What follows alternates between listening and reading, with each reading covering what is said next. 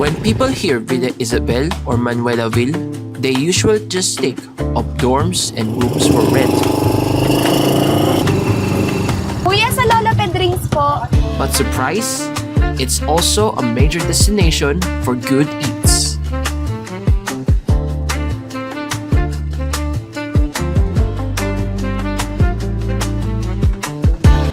Lolo Pedrings was conceptualized siya last year around June. Hindi pa nga ito yung concept namin, hindi pa ganito kalaki. Ang iniisip namin, karinderya lang. Sa mga gustong sumubok na kumain sa Lolo Pedring, subukan nyo na. Hindi naman kayo magsisisi sa lasa at talaga namang masarap.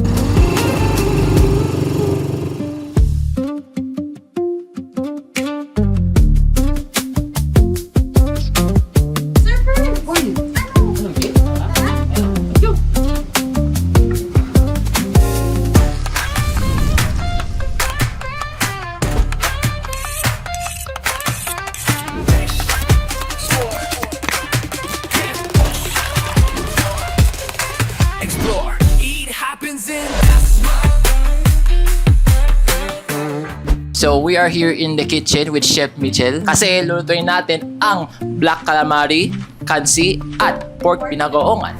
So Chef Michel, which of the three should we start with? Bali, ang unang-una natin lulutuin ng black calamari. Isa sa mga appetizer natin na bestseller din namin dito sa Lolo Pedrings. Ano? Tada? Tada! So yun, meron nga pala kami.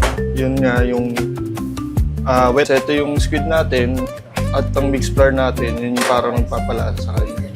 Wet butter namin na may squid ink na. By the way, Chef, bakit po kaya black calamari? By accident po ba ito? Or is it black kasi black yung ink na nilalabas ng squid? Yeah, gusto namin parang kakaiba kasi sa iba yung mga calamaris breaded lang talaga.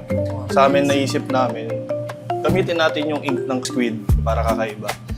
So bali yung cooking time niya almost 1 minute lang kasi pag nasobrahan siya, matigas. So Chef, ano pong sausawan ng black calamari? Bali ang sausawan nito yung special vinegar natin tsaka yung white sauce na ginagamit namin na mismong gawa ko rin talaga yung recipe niya. So here's our black calamari with white sauce and special vinegar. Sarap! Our next dish is kansi soup. So gisa lang tayo ng sibuyas, then tapos yung atsuete, tapos yung beef stock natin, then yung tanglad, tapos yung beef natin, hot water, tapos yung mga seasonings niya, then the green chili, fish sauce, yung pinakapampalasa niya. So Chef, ilang minuto po niluluto ang kansi? Bali, ano naman, pwede siyang 15 to 20 minutes. Naka-pre-cook na yung meat niya. So, mabilis na siyang alam. Can't wait, no? Ang bango. Plano mo talaga sa summer body ko, no? Oo, bubusugin namin kayo sa mga hinahanda natin pagkain niya.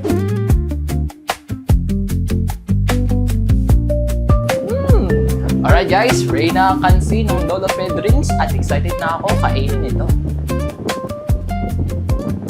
Chef, ano po ang sunod natin? Ang sunod natin lulutuin ay binagoongan. Binagoongan. Yes, Pork binagoongan. Ooh! So, ito, recipe talaga to ng tatay ko. So, pakulo, pepper, sa nagpapalasa dyan, kalamansi. Tapos, yung talong, fry natin. Tingnan lang natin siya mag-simmer. Medyo maiga-iga. So, Wow! isa sa kombinasyon, syempre masarap sa bagoong yung mangga.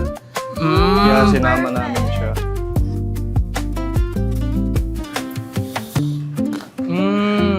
Ready na ang pork pinagoongan ng Lolo Pedrings. At may kasama pa yung mangga for the twist. Explore! This is it! Parang may katono yun, sir. School rin natin. Ay, kiss ko yun ba yun? But anyways, the moment truth has arrived, or as we like to call it here, the Tikiman time with The Yum Yum Club! So what we have here, we got black calamari, we got the kansi, we got the chicken pastel, Pork binagoongan, pigar-pigar, and the star of Lolo Pedring's Special Okoy! excited na ako. Okay. Saan natin sisimulan? Let's start with, well, simulan na natin sa star itself, the Special Okoy. Let's see how special their Okoy is. Crunchy yarn.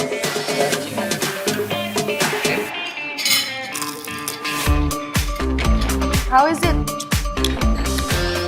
So basically, it's crispy on the outside, pero soft on the inside.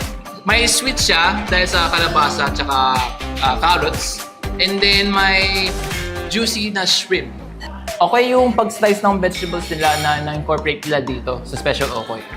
Pag dinip nyo to sa vinegar,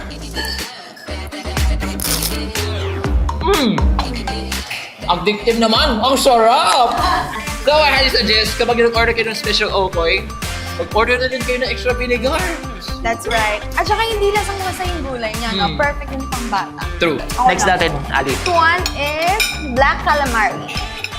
It has 2 sauces, special vinegar and the white sauce. Tikman na natin, sir. Game. Ay, nahulog.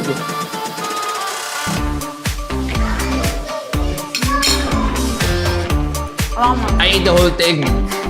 Lasang-lasa yung loob niya and hindi siya masyadong maharina.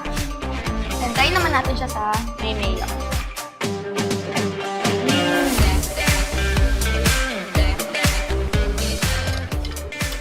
Perfect combination. I love it. Here's another fact, Ali. Bali, ang white sauce na dito sa black calamari ay signature sauce ng Lolo Pedring's. By the way, guys, under din pala ang black calamari na appetizer or pampagana. And I approve. Since may kanin tayo, dito tayo sa Pork Pinagoongan. Kasi hindi masarap ang pagkain natin kung walang kanin. Kuha sandok, ilagay ang kanin sa plato, kumuha ng ulam. By the way, guys, meron din siyang mando na kasama. Oh, wow. I gotta be honest with you, my favorite Filipino dish of all time is adobo. But this is even better. So much better.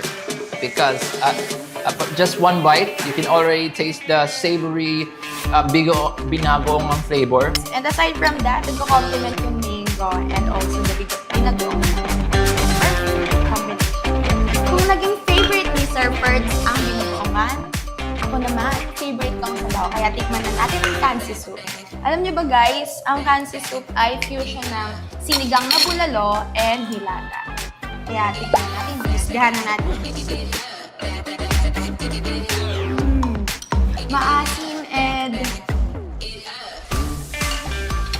nagko-compliment siya. At saka yung color niya, yung orange na color niya, very appetizing. Kaya talaga masarap siya. Gets ko na kung bakit comfort food yun ng mga Pilipino.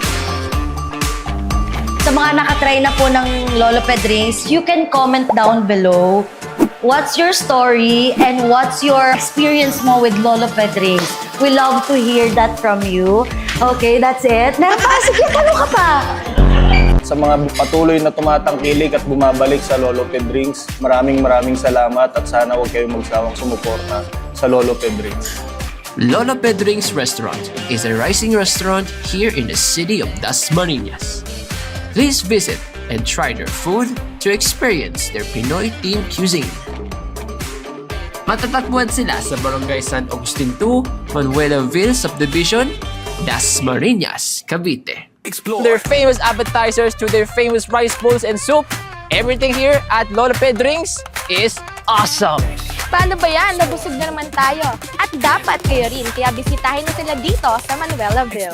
Until next time, again, we are the Yum Yum Club! Dito lang yan sa It Happens in Dasma! So yun, bakit kami binabalikan is because hindi lang masarap yung pagkain namin, they feel welcome and honored. Sure! Ayun. Teka, meron pa ba ako nakaligtaan?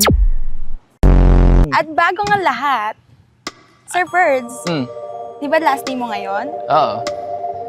Again Anong ba? message mo sa ating mga netizens? And bakit ka ba aalis?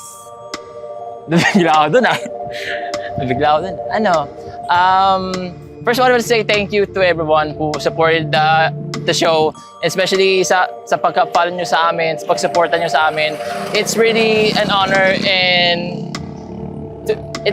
pleasure to serve and to be part of the tourism family, and for me to give a chance to what I can do. And Ali, please take care of our innocence. Yes. And especially, I want to thank my boss, the tourism team. Thank you for everything. It was a blast, and I gotta admit, miss ko talaga ito. So again, till next time mga Itizens, muli kami ang Yum Yum Club. Dito na yan sa It happens in Dasma!